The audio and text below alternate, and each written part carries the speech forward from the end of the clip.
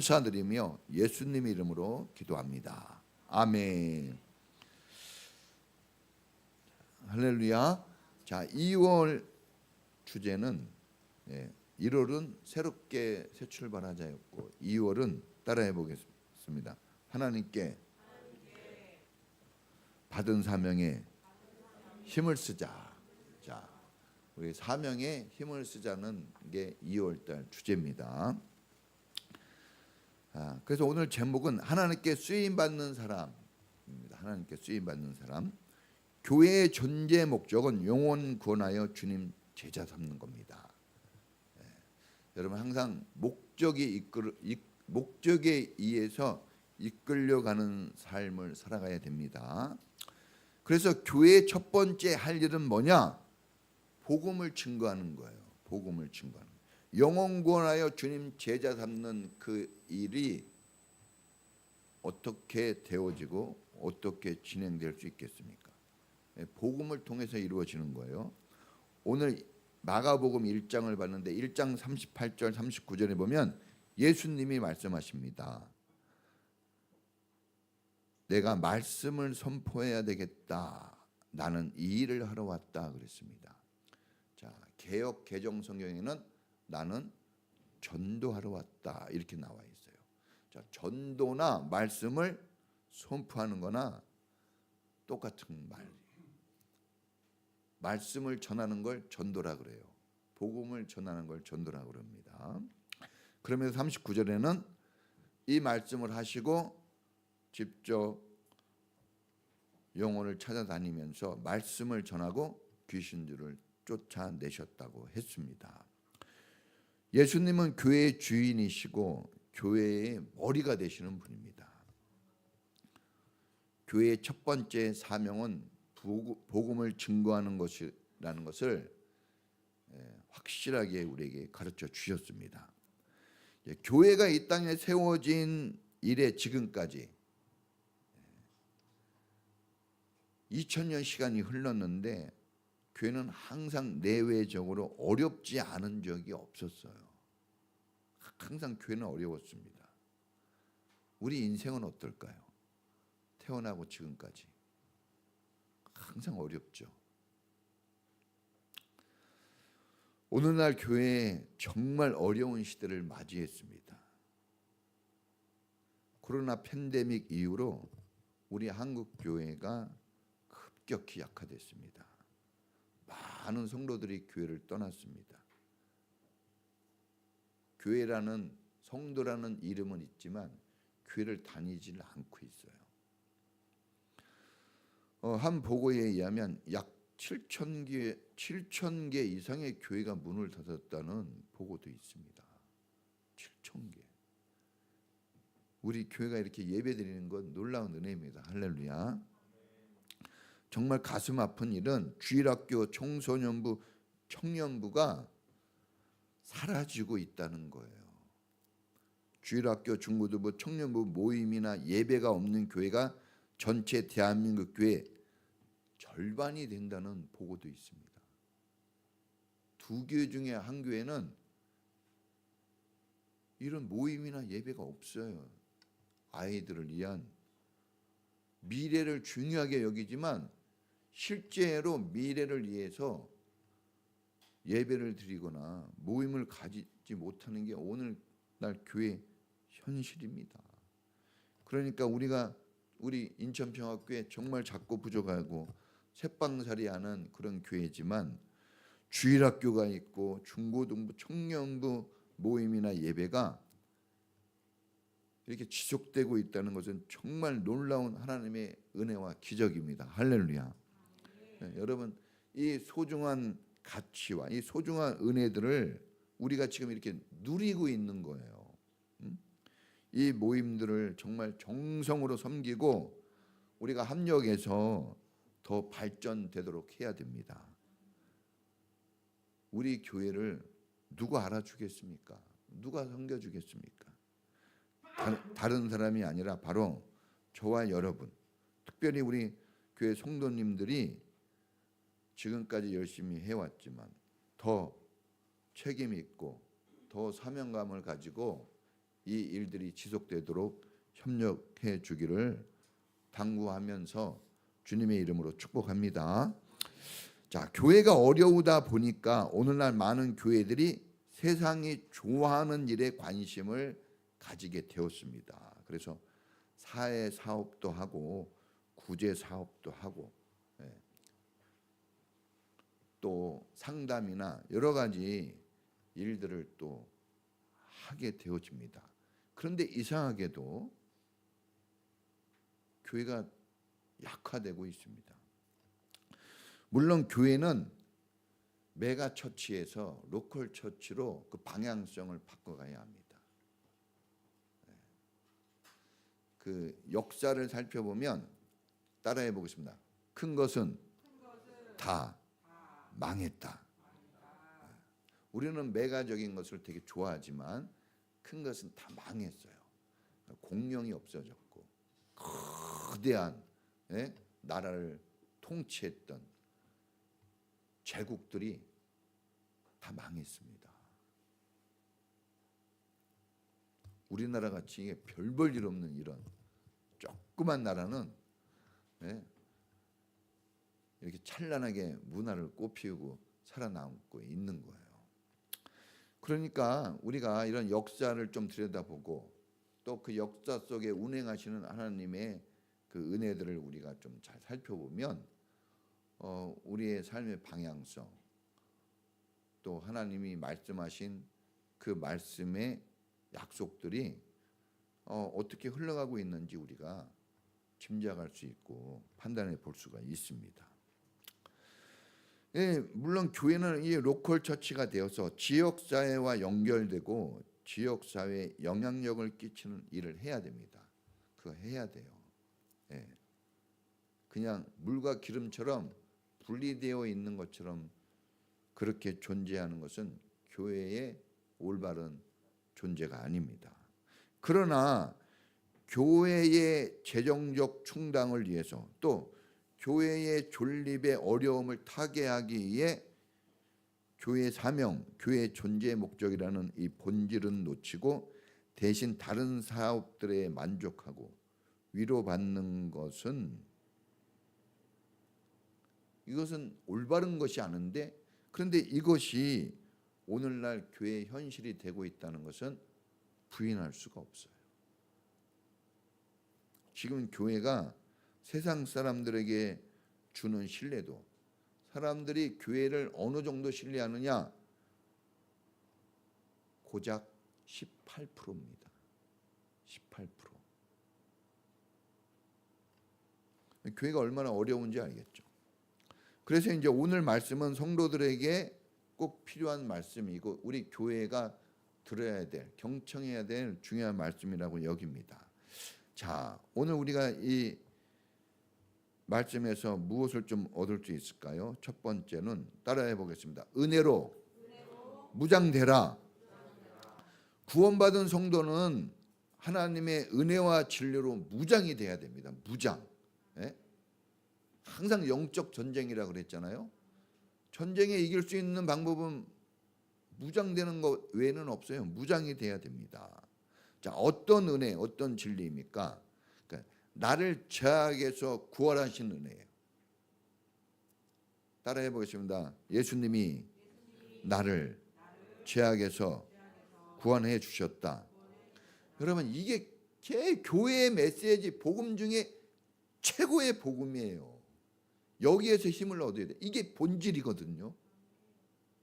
그러니까 이게 마음속에 확 기둥으로 자리 잡아야 됩니다. 그럴 때 여러분 우리는 무장된 영적 군사가 될 수 있습니다. 또 여러분 나를 새 사람 되게 하셔서 이제는 희망을 바라보고 사는 존재가 되게 하신 은혜예요. 우리는 희망을 가지고 희망을 향해 나가는 그런 존재입니다. 믿음과 소망과 사랑은 항상 있다 그랬어요. 없는 것 같이 살면 안 됩니다. 믿음이 있는 자가 되라고 그랬거든요. 소망이 있는 사람으로 살아가야 됩니다. 할렐루야. 그러니까 우리가 밝고 명랑한 그런 포즈가 있어야 돼요. 예?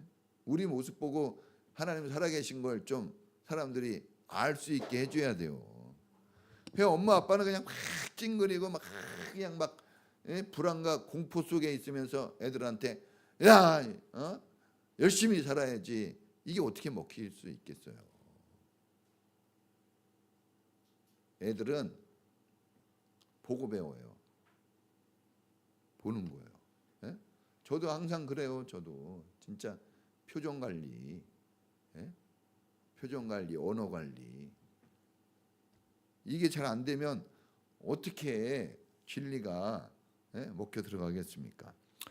왜 그런 은혜를 주셨다는 것을 기억해야 돼요. 또 우리는 창조주 하나님의 아들이에요. 따라해 보겠습니다. 나는 창조주 하나님의 아들. 여러분 이게 중요합니다. 집에서 엄마 아빠가 먹여주고 입혀주는데도 걱정과 염려 속에 애들이 살아요. 뭔 걱정합니까? 학원도 가고 학교도 가지만 공부 잘 안 되잖아요. 그래서 너무 염려할 필요 없어요. 뒷바라지 누가 해줘요?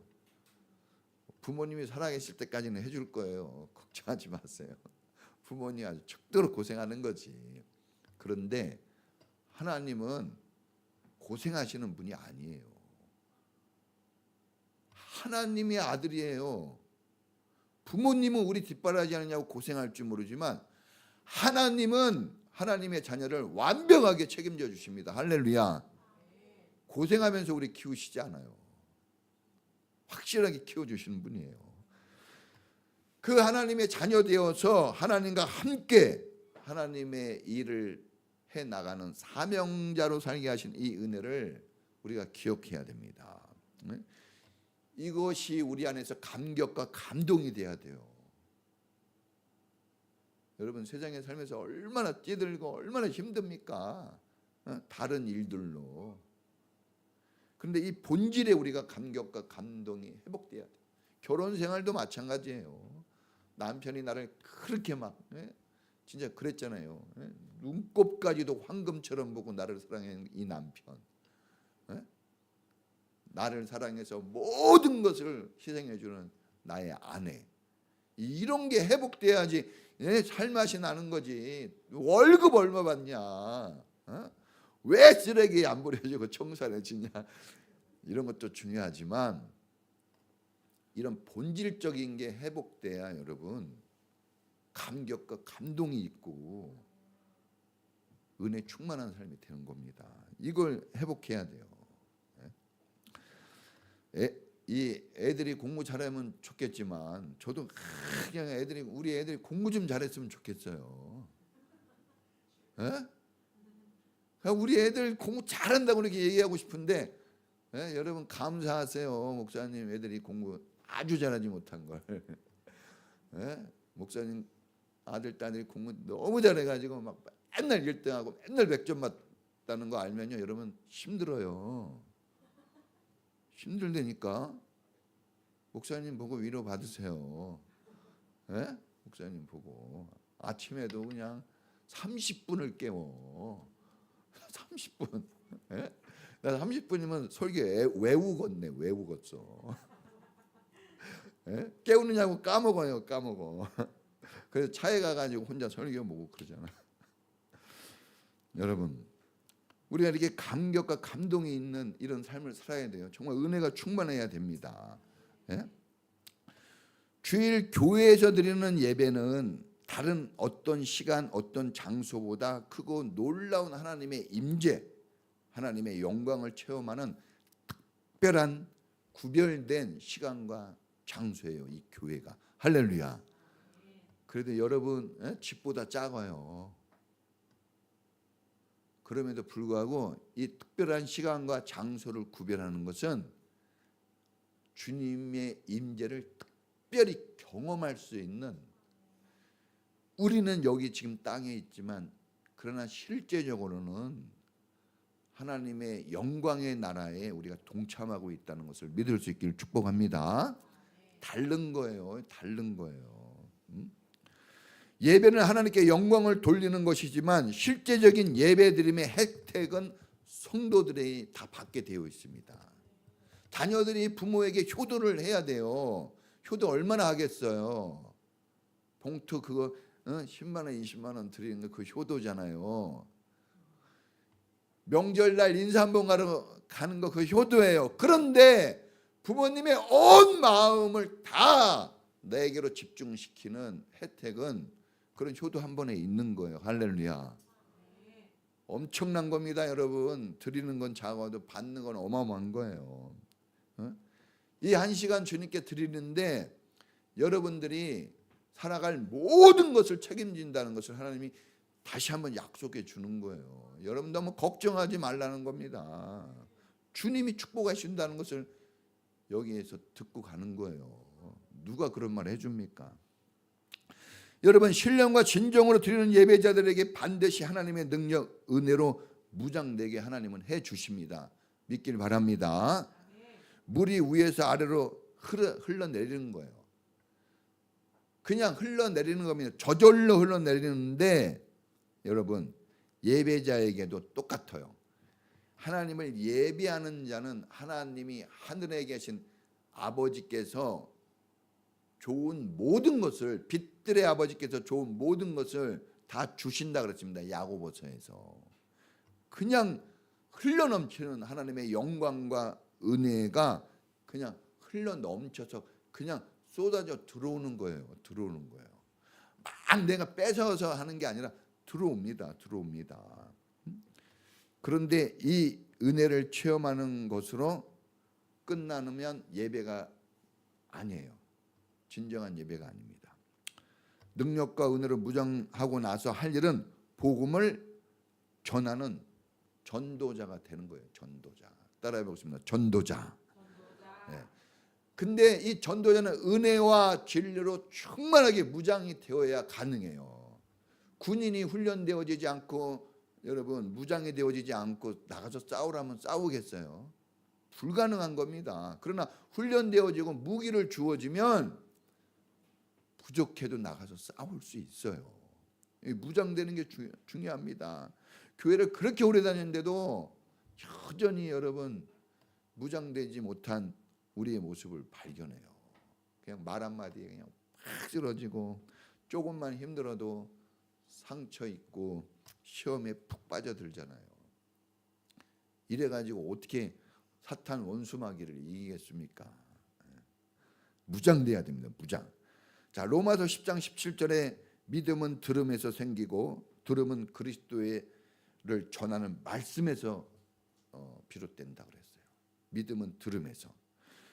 전하는 자가 없이 믿음이 생길 수 없습니다. 제가 이 설교를 하는 이유도 하나예요. 여러분 안에 뭘 심어주는 거예요? 믿음을 갖게 해주는 거예요. 제가 뭘 해주는 게 아니에요. 믿음을 여러분이 가지면 그 힘으로 여러분이 하나님이 원하는 삶을 사는 거예요. 제가 뭘 해주겠습니까? 아들 하나 깨우는 것도 잘 못하는데 여러분 같이 아주 여러분 고집도 세잖아요. 보통 센 게 아니고 자존심도 엄청 센 여러분을 제가 어떻게 하겠습니까? 여러분이 믿음을 가지고 은혜와 진리로 충만해지면 달라진다니까요. 여러분 구원받은 내가 먼저 뜨겁게 예배드린 후에 은혜로 무장된 이 열정 가지고 나가서 또 다른 사람을 구원해내는 거예요. 주님이 그걸 그렇게 되도록 해주셔요. 학교 가고 학원 가면 누가 다 문제 알려줘요? 푸는 방법? 다 선생님이 해주는 거예요. 네가 알아서 풀어 그러는 선생님 없어요. 이렇게 푸는 거야. 다 알려주고 해봐 그러는 거지. 길을 다 만들어주고 가라 그러지. 세상에서는 길도 안 만들어주고 하라 그러지만 하나님은 먼저 길을 다 만들어주고 아브라함에게 그랬잖아요. 내가 내게 보여주는 땅, 내가 내게 지시하는 땅으로 가라 그랬어요. 그냥 무작정 가라 그러지 않았어요. 다 보여주고 알려주고 다 해가지고 가게 하니까 그냥 우리는 뭐만 하면 돼요? 따라해 보겠습니다. 하면 된다. 그래서 나온 말이에요. 하면 된다는 말이. 그냥 해보면 돼요. 안 하면 아무 일도 안 일어나요. 그런데 하면 힘들고 어려운 일이 일어나지만 돼요. 된다니까요. 여러분, 예수님은 은혜와 진리가 정말 충만했습니다. 요한복음 1장에 독생자의 영광을 보니 은혜와 진리가 충만하더라. 그런데 그때 예수님 상태는 어땠나요? 겉모습은 가난하고 권력 없는 목수의 아들이에요. 마구간에서 태어났어요. 여러분들은 따뜻하게 여러분 방에서 다 태어났잖아요. 예수님은 마구간에서 태어났어요. 화려한 고급스러운 옷 한 벌도 없으셨어요. 진수성찬 한번 제대로 드셔본 적이 없습니다. 고급 침대, 항상 여러분 예수님 배고프셨어요. 이게 길 가다가 이삭을 까서 먹을 정도로 배고프신 분이었어요. 그런데 사명에는 아주 1등이었습니다. 왜? 은혜와 진리로 충만하게 무장되어 있기 때문에. 여러분, 우리가 하나님을 기쁘시게 하고 우리가 교회로서 우리가 성도로서 살아가게 하는 힘은 은혜와 진리입니다.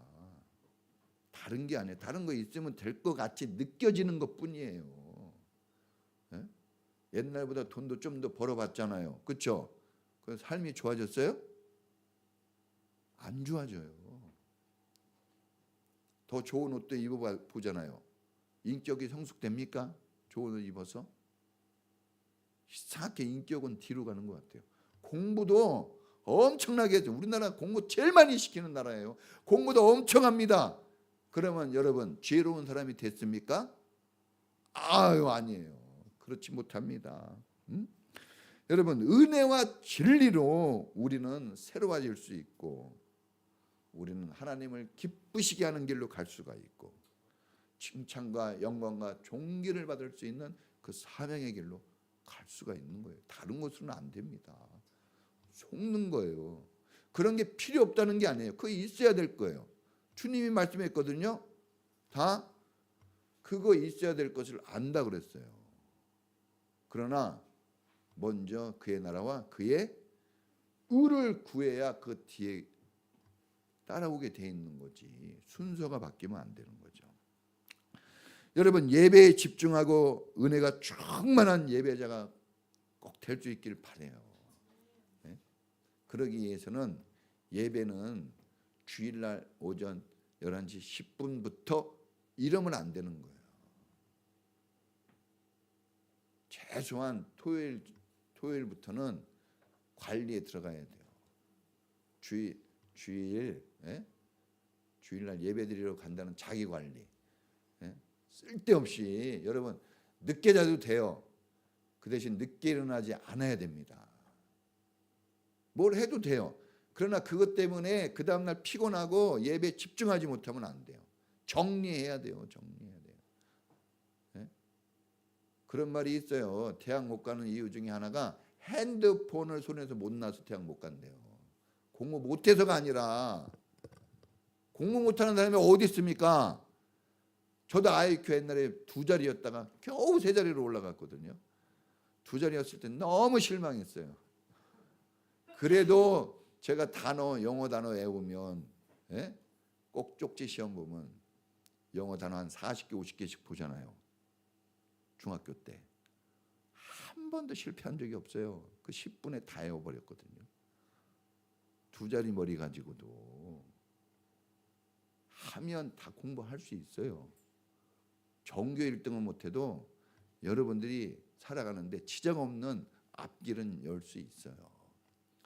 핸드폰 밤새 그거 하나 못 던져서 그러는 거예요. 그거 못하면서 무슨 그 어마어마한 대학을 가겠습니까? 자, 여러분 정말 힘을 쓸 수 있길 바랍니다. 또 이러니까 너무 기죽지 말고 또 자포자기하고 또 그냥. 자, 첫 번째는 은혜로 우리가 은혜와 진리로 무장이 돼야 되는 거예요. 그래서 예배 시간 이게 목사님 설교 한 번 더 듣고 저는 한 두세 번 듣잖아요. 설교 잘 안 듣고 좋아요도 안 눌러주더라고. 이런 것도 없는데 뭘 그렇게 핸드폰 잡고 있어도 소용없어요.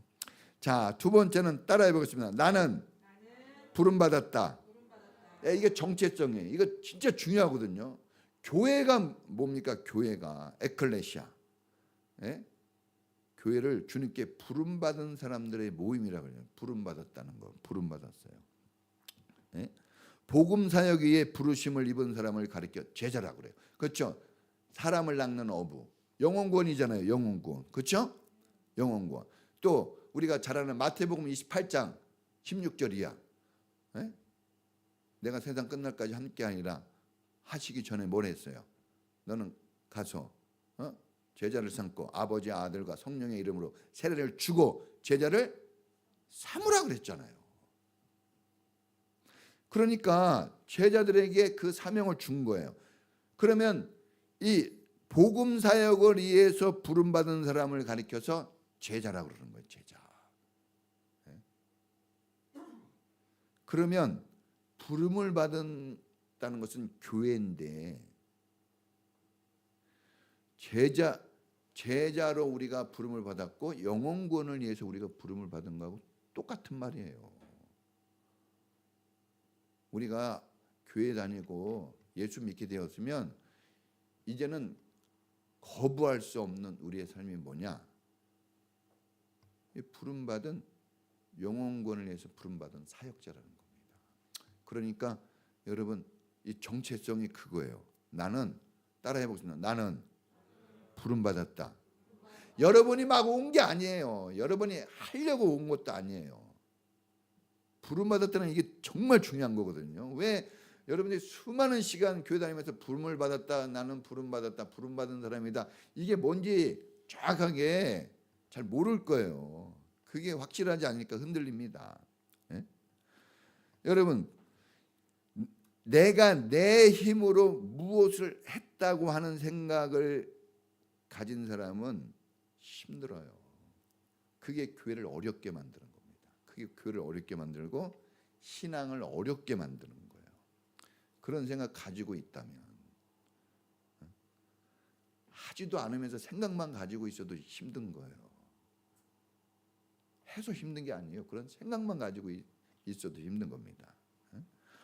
자, 오늘 이게 성경에 보세요. 17절에 보니까 나를 따라라, 나를 따라와라. 또 예수님이 뭐라 그럽니까?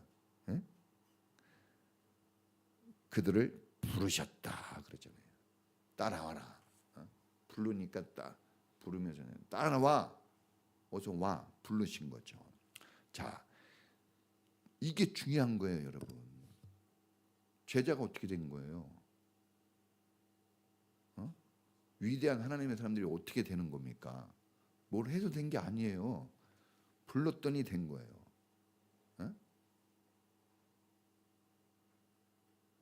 그 과정이나 그런 건 복잡하지만 그 과정이나 그런 건 복잡해요. 어떻게 제자가 되고 그런데 간단합니다. 주님이 불렀더니 제자가 되었더라 이거예요. 주님이 말씀하시니 빛이 있으라 말씀하시니 어떻게 됐어요? 된 거예요. 뭔가 하나님의 지혜와 명철과 그 뛰어난 능력으로 뭔가 복잡하게 뭔가가 이루어졌을 거예요. 그렇죠? 그런데 그거를 우리한테 하라고 하진 않았어요.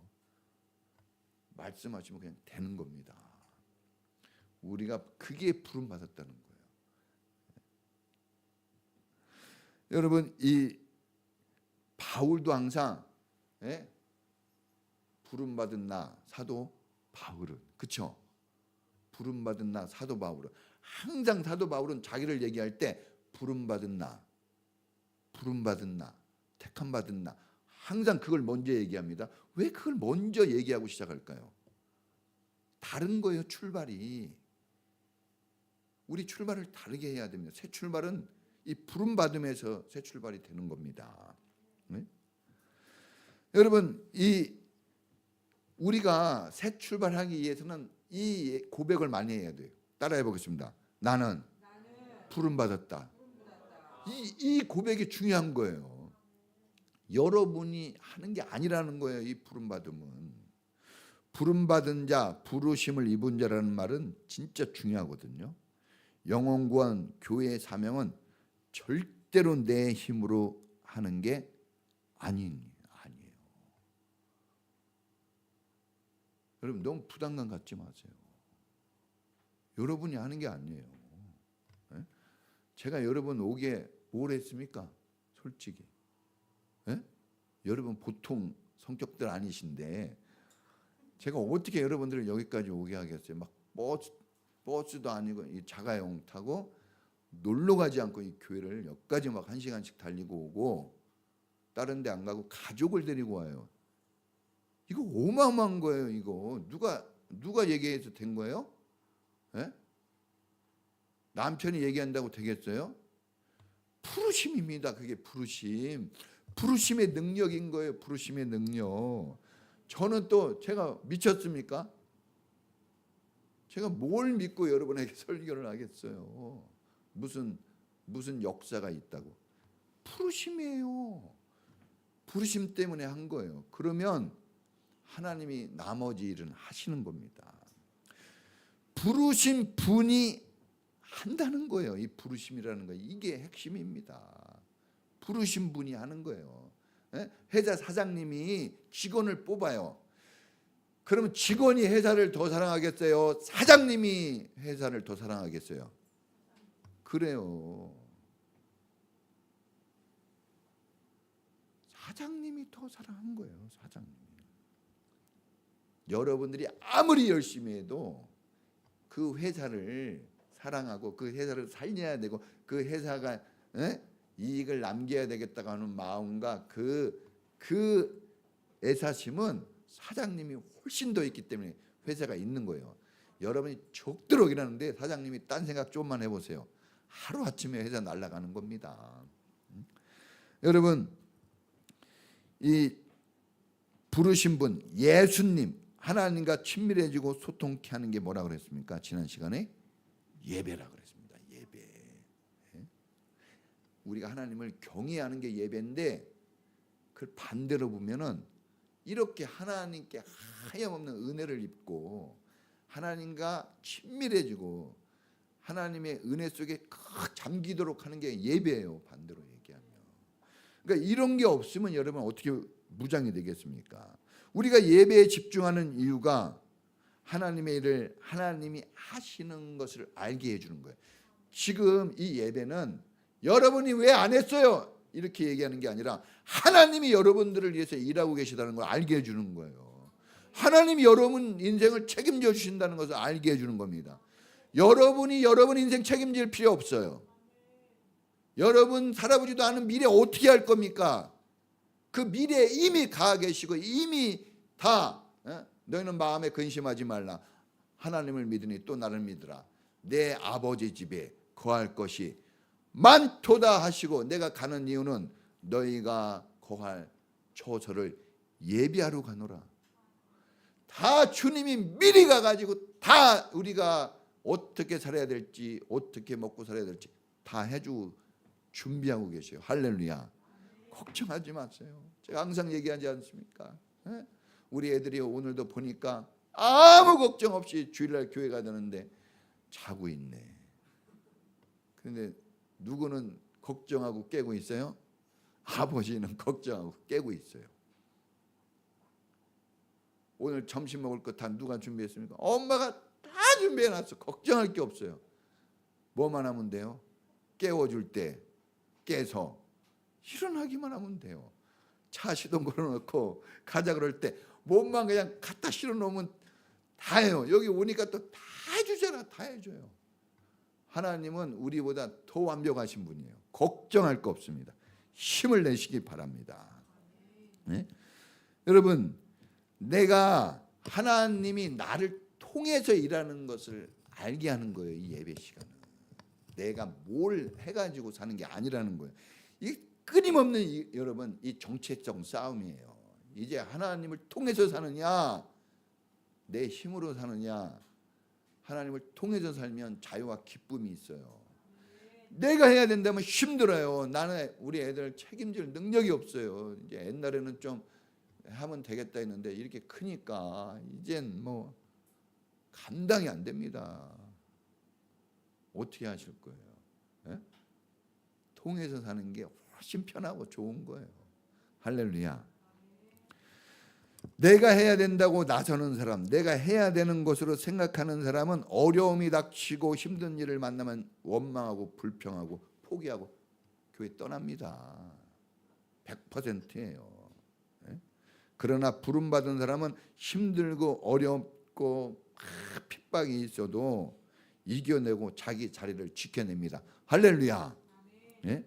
아마추어 선수는 즐겁게 하다가도 힘들면 안 해버려요. 그렇죠? 예? 적당히 합니다. 자기 몸에 피해가 올까봐 적당히 해요. 자기 시간표에 맞춰서 합니다. 아마추어는. 또 그러다가도 하다가도 갑자기 마음에 안 들면 포기하고. 그런데 이상한 것은 전혀 책임감도 없으면서 자기 마음대로 하면서도 잘못했다는 가책이 1도 없어요. 아마추어는. 자기 기쁨, 자기 욕망을 채우는 게 목적이에요. 그런데 프로는요, 국가대표로 부름받은 사람은 힘들고 어렵고 막 조롱을 당하고 욕을 먹고 불가능한 상황에 닥쳐도 포기하지 않아요. 욕을 먹는다고 욕하지 않아요. 겸손하게 받아들여요. 국가대표는 어떤 사람이에요?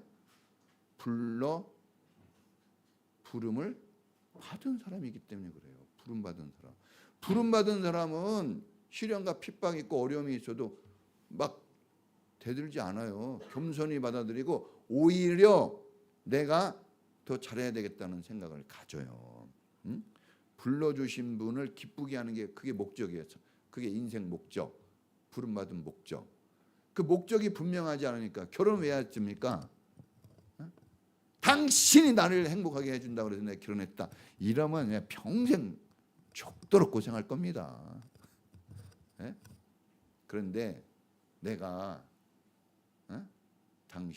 당신을 기쁘게 해주려고 결혼해 준 거야. 그러면 행복해요. 네? 따라해 보겠습니다. 내가 당신을 기쁘게 하려고 결혼한 거야. 이렇게 해야 돼요. 그러면 안 싸우고 행복해요. 서로. 왜 당신 나한테 그렇게 안 했어? 그러면 맨날 싸워야 됩니다. 죽도록 싸워야 돼요. 부모 자식 간에도 마찬가지예요. 왜 엄마 아빠는 이렇게 안 해줘? 가난해가지고. 그냥 부자 엄마 아빠가 좋은데. 부자 엄마 아빠는 낳아주지도 않아. 그러면 맨날 힘들죠. 또 엄마 아빠는 왜 그렇게 너는 엄마 아빠가 원하는 대로 안 하냐? 서로 원하는 걸 원하면 여러분 삼천포로 불행의 길로 빠지게 되는 겁니다. 축구대회 있잖아요. 호주하고 우리하고. 그렇죠? 축구 봤어요? 그거 보느냐고 그냥 눈이 시뻘겋게 그냥 밤새도록 봐가지고 피곤해구나. 자, 호주하고 우리나라 축구했어요. 보세요. 1대0으로 졌죠. 예? 전반전 끝나고 후반전 끝나고 완전히 불가능한 상황이에요. 사람들 비난과 조롱이 엄청나요. 저는 바보같이 저랬냐 막 난리가 났습니다. 그런데 운동장 떠나간 사람이 있어요. 죽도록 뛰면서도 한 명도 원망불평 안 해요. 자기가 더 열심히 해야겠다고 하는 마음가짐으로 그 운동장을 안 떠나요. 조롱과 핍박을 받더라도 목표를 향해서 그냥 뛰는 거예요. 이게 부름받은 사람의 모습이에요. 그들이 그런 힘이 어디서 나왔습니까? 국가가 불러줬다는 이 국가 대표로 부름받았다는 거 이 하나 가지고 그 다 감수하고 이겨내요. 그 이겨낼 힘이 나오는 거예요. 무장이 돼가지고. 그 사람들만큼 실력이 있는 사람이 있을 거예요. 그런데 국가로 부름받은 사람은 욕을 먹어도 참아냅니다. 그런데 국가대표로 뽑히지 않은 사람은요, 욕을 먹어보세요. 더 욕을 하지. 부름을 받으면요, 오히려 더 열정적으로 살아가요. 욕을 먹으면서도. 불가능한 상황이거든요. 1대0에서 어떻게 2대1로 이겨요? 불가능한 상황인데도 끝까지 여러분 승리를 위해서 뛰잖아요. 국가 대표로서 승리를 위해서 뛰는 겁니다. 포기하지 않고. 중간에 한 명도 여러분 도망가는 사람이 없어요. 만약에 1대0으로 지면 그 욕설을 어떻게 감당합니까? 그런데 안 도망가요. 끝까지 그 현장에서 뛰는 거예요. 그게 부름받은 사람이라니까요. 우리가 부름받았다는 게 이게 중요한 겁니다. 주님이 불러주셨기 때문에 우리가 수많은 공격과 도전과 욕설과 비난과 교회에서나 목사님 한번 얘기 불러주고 누가 하는 거예요? 어디 가서 목사라 그러면요 비꼬고 얘기하고 그래요. 우습게 봅니다. 촌티나게 생각하고 더군다나 작은 교회 목사님은 알아주지도 않아요. 그냥 막 진짜. 그런데 그래도 우겨쌈을 당해도 우리가 쌓이지 않고 넘어뜨리려고 해도 우리가 넘어지지 않고 당당하게 사는 것은 누구 때문에요? 예수님이 우리를 불러주셨기 때문에 그런 거예요. 불러주셔서 국대 이상 하늘국대예요. 하늘국대. 그 영광과 축복이 엄청난 겁니다. 국대로 뽑아놓고 어떻게 했어요? 그 영광과 뒷바라지를 다 누가 해줍니까? 국가가 다 해줘요. 우리를 부르신 그 하나님이 다 해주겠다는 겁니다. 다 해주겠다는 겁니다. 다 해주겠다는데 다 안 해주겠다고 하는 곳에 정신이 팔려 있으면 안 돼요. 다 해주겠다는데 정신이 팔려 있어야죠. 베드로도요 옛날에 처음에는 맨날 수준 낮은 얘기만 해요. 막 고기를 많이 잡게 고기 한 마리 더 잡아야 되는데 어떻게든지 자기 배 불리는 거. 무슨 일 생기면 아우 살려줘요, 나 살려줘요, 나 살려줘요. 맨날 이랬거든요. 그러다가 딱 제자로 부름을 받고 나서는 어떻게 합니까? 내가 하나님을 기쁘게 하랴, 사람을 기쁘게 하랴. 죽는 한이 있어 감옥에 갇혀도 그 부르심에 맞는 길을 가는 거예요. 수준이 달라졌어요. 부르심을 입은 사람의 정신을 가지니까 똑같은 베드로인데도 과거와 미래가 완전히 달라지는 거예요. 그거 하나로 달라진 겁니다. 뭐 달라졌어요? 뭐 특별 교육받은 거 있어요? 뭐 특별히 공부한 거 있어요? 없어요. 그 부르심에 확실한 여러분 이 자부심을 가질 때 달라집니다. 목표가 원대해야 돼요. 꿈이 국대예요. 국대. 동네 축구가 아니란 말입니다. 올림픽 메달. 그러면 삶이 달라집니다. 여러분 여기 승합선 올라갈 때 아무도 준비 안 해요. 나 그냥 있던 옷 입고 막 가요. 그냥 쓰러빠도 끌고 갈 때도 있고. 준비할 필요가 없어요. 여기 승합선 올라갈 때는 대충 해도 돼요. 그러나 설악산 올라가려면 백두산 올라가려면 아니 에베레스트 산 올라가려면 준비를 단단히 해야 되죠. 목표가 다르면요 내 준비나 삶이 달라지는 거예요. 그래 주님이 부르셨다는 것을 알게 되면 달라지는 거예요. 다른 걸로 안 됩니다. 주님이 이 자리에 세웠다 그러면요 달라요. 그 사명감이. 그런데 그런 부르심이 분명하지 않으면 흔들립니다. 똑같은 사람이지만 그 사람을 다르게 만드는 것은 그 부르심이에요. 부르심. 여러분 우리가 이렇게 기독교가 약화되고 신뢰성을 잃어버리고 교회 전도가 잘 안 되는 이유 중에 하나는 이게 성도들이 약해져서 그래요. 돈도 많이 벌고 공부도 많이 하고 여러분 맛있는 것도 많이 먹고 차도 바뀌고 집도 바뀌고 옷도 바뀌는데 딱 하나 안 바뀌어요. 부르심에 대한 이 소망이 없어요. 그게 약해진 거예요. 다른 건 다 좋아졌어요. 옛날보다 다 잘 먹고 잘 살아요. 그런데 부르심이 이 사명이 여러분 이 정체성이 실종이 된 겁니다. 당당해야 되는 겁니다. 어디 가면 나 교회 다녀요. 술 못 먹습니다. 왜 이 한마디를 못해요? 전 친구들 만나면 항상 친구들이 술 먹으라 그래요. 유혹이 많습니다. 왜? 처음부터 안 먹었으면 괜찮은데 옛날에 먹었거든. 그러니까 먹으라는 거예요. 처음부터 안 하는 게 좋아요, 여러분. 그러니까 우리 현준이 처음부터 안 해야지. 중간에 안 하려고 하면 애들이 안 믿어줘. 사도 바울도 왜 힘들었을까요? 처음부터 예수님 편에 딱 섰으면 괜찮은데 다른 편에 섰다가 예수님 편에 들어오니까 맨날 공격하는 거예요. 너 옛날에는 안 그랬는데 너 이게 거짓말 아니야? 그래서 세상 사람도 안 믿어주고 안에 있는 사람도 안 믿어줬어요. 사도 바울을. 저 언제 변할지 모른다. 그래가지고 사도 바울이 바깥으로 돌 수밖에 없는 거예요. 안에서도 믿어주는 사람이 없고 저 성격으로 또 한 명 죽는다. 돌 맞아서. 그래가지고 가까이 일을 안 해요. 그래서 세계 선교사로 하나님이 빼낸 이유도 있는 거예요. 처음부터 하는 게 좋은데 이미 했다면 후회하지 마시고 사명을 통해서 부르심을 통해서 달라질 수 있는 겁니다. 우리가 하나님께 부름을 받았다고 하고 뭐 먹을까 뭐 입을까 돈 몇 푼 손해 보냐 이익 보냐 이런 게 우리 인생의 목표가 될 수는 없어요. 이런 걸 목표 두니까 우리가 사람인데 동물같이 사니까 힘든 거죠.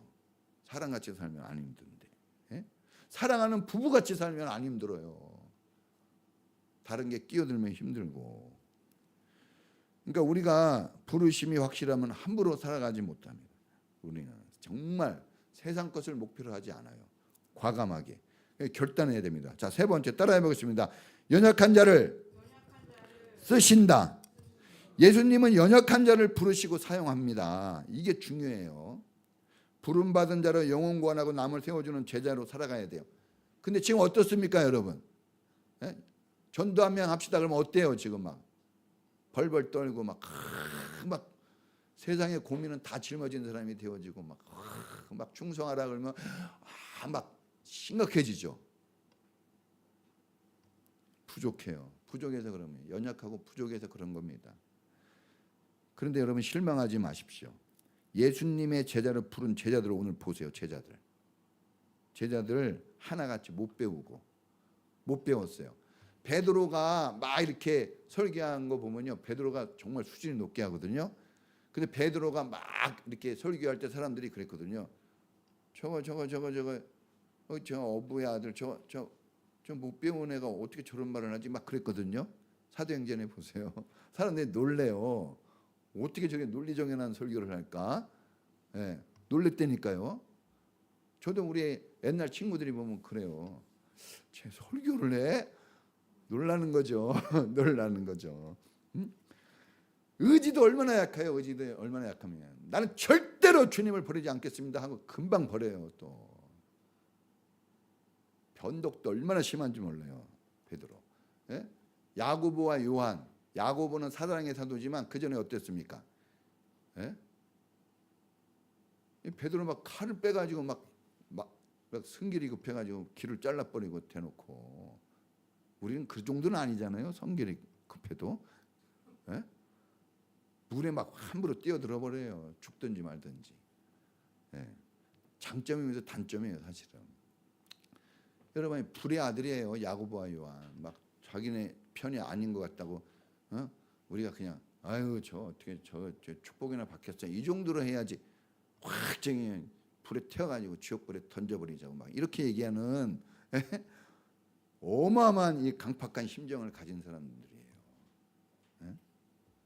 정말 연약하고 인격이 부족하고 성격도 안 좋고 이런 사람인데 단점 투성인 이런 사람들을 주님이 지금 뭐 했어요?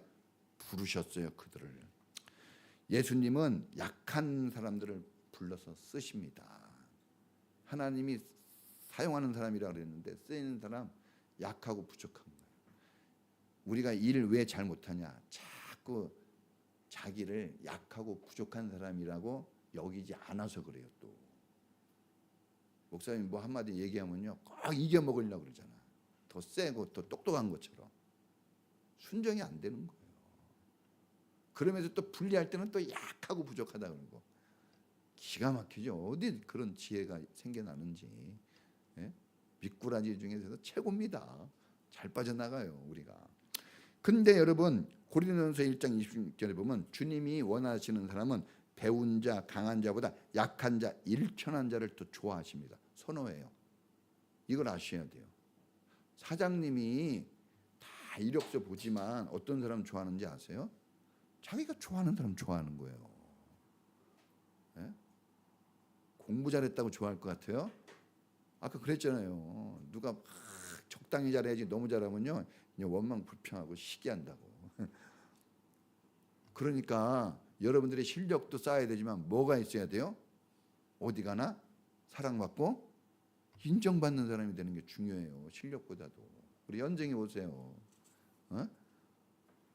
그냥 교회 오면 박수를 받아 인정받잖아요. 창현이 보세요. 재빈이 여기 와서 인정받고 있잖아요.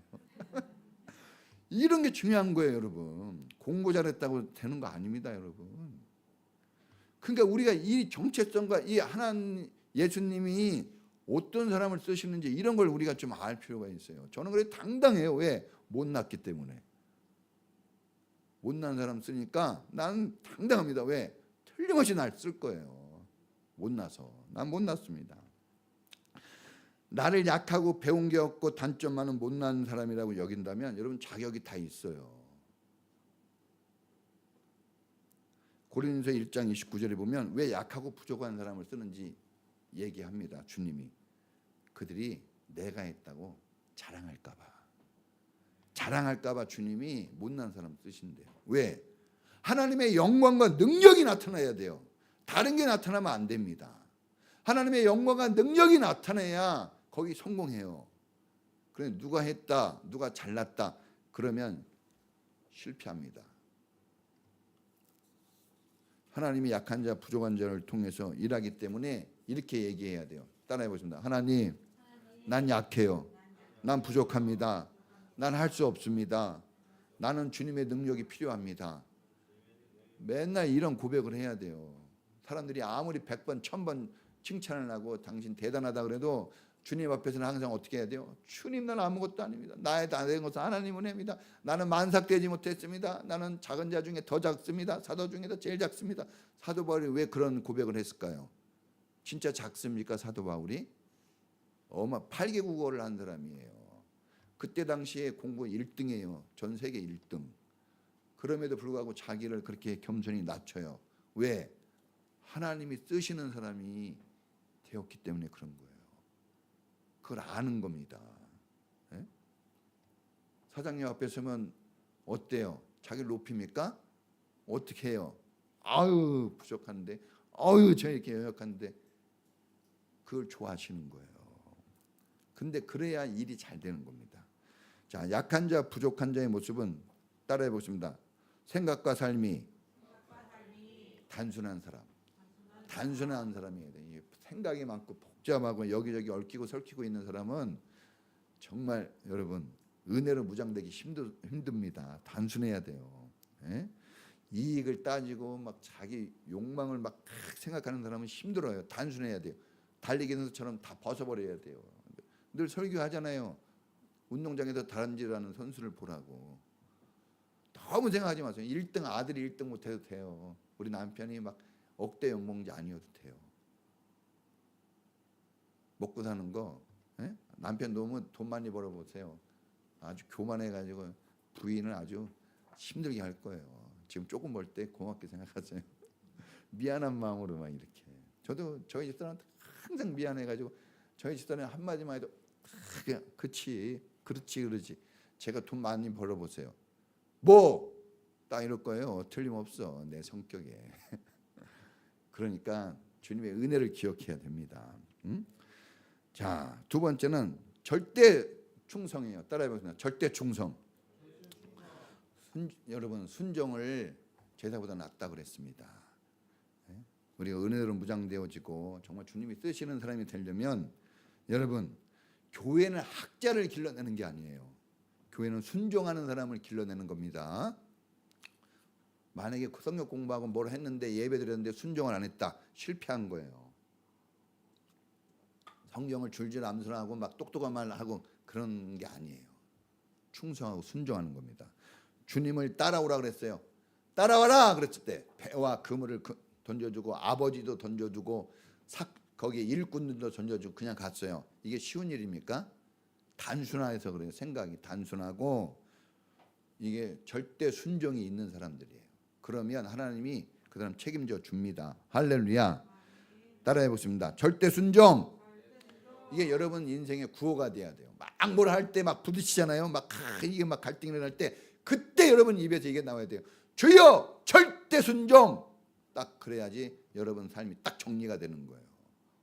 이렇게 하면 내가 손해 보는 것 같고 돈도 없는데 이거 어떻게 헌신해? 아유 시간도 없는데 이걸 어떻게? 아우 내가 지금 몸도 아픈데 이걸 어떻게? 그럴 때 딱 이 말 하면 돼요. 절대 충성. 부름 받았다 이렇게 생각하면 돼요. 저도 부름 받아서 하는 거 어쩔 때는 진짜 화가 나가지고 어쩔 때는 능력이 부족하고 자존심 상하고 막 낙심해가지고 정말 막 그럴 때가 있는데 부름을 받았기 때문에 나오는 거예요. 그러면 나오게 되면 확 달라져요. 또 과거의 생각은 확 날아가 버려요. 특별히 달라진 것도 없는데. 자, 저나 여러분 다 부족합니다. 그런데 우리가 우리 안에 질것 같은 우리 안에 주님이 계셔요. 찬란한 주님이, 영광스러운 주님이 계셔요. 걱정할 거 없어요. 그분이 쓰러지려고 그러면 잡아주고, 넘어지려고 그러면 붙들어주고, 배고프려고 하면 먹여주고, 걱정할 거 없습니다. 그분이 하십니다. 그걸 믿으세요. 선수들이 가만히 있다가 이긴 거 아니에요. 죽도록 뛰었어요. 죽도록 뛴다고 이긴 것도 아니에요. 발로 볼을 쳤을 때 들어가야지 이기는데 쳤는데 계속 안 들어갔거든요. 그렇죠? 근데 쳤는데 들어갔단 말이에요. 신기하지 않아요? 누가 들어가게 했을까요? 하나님이 하는 거예요. 여러분의 인생을 죽도록 뛰는 이게 뭐야 이게 힘들어. 근데 어느 날 딱 들어가는 경우가 있을 거예요. 왜? 여러분들이 끝까지 최선을 다할 때. 주님도 허락하신 분은 아닙니다. 사장님도 여러분 한 명 뽑을 때 막 이력서 보고 막 6개월간 막 시험 해보고 막 이렇게 해도 그러다가도 안 되면 자르고 그러기까지 하는데 하나님도 평생을 책임져야 되니까 자세히 살필 거예요. 여러분들을 끝까지 달려갈 길을 달려가십시오. 주님이 축복하십니다. 자, 기도하겠습니다.